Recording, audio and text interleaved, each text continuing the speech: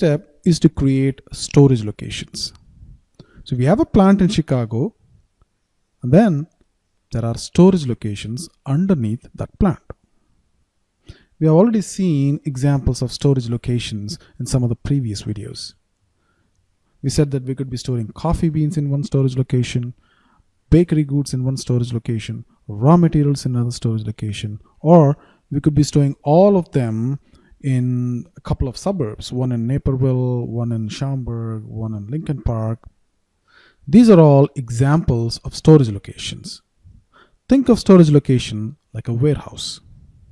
So we got to create warehouses for this plant. And how do you do that? You go to material management, all under enterprise structure, and then click on maintain storage locations. Let's do it in SAP. So you go back, close this, and go to material management, click on maintain storage location. And what's the plant for which we want to maintain the storage location? CHI1, right? Click OK. And who created these storage locations? I did not. Since they were copied from 3100, these storage locations are automatically assigned to CHI1.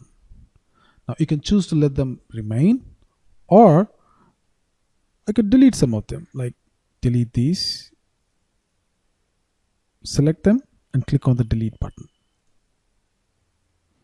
And then you could create some new entries like raw for raw materials.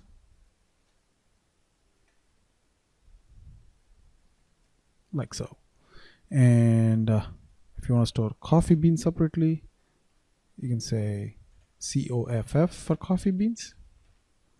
And then for baked goods, you could have a name called bake and give a description called baked goods. Right? And each of them could also have an address. Like select that, and then you could click on the address, and you could actually maintain the physical address of the warehouse. For now, it doesn't matter. So click save and say that this is create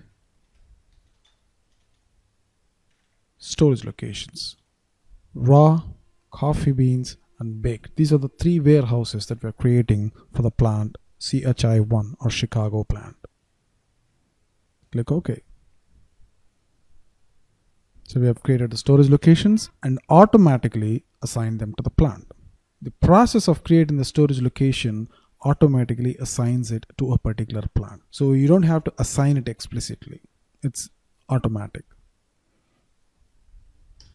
So we have maintained 3 different storage locations, and they're automatically assigned implicitly to the Chicago plant.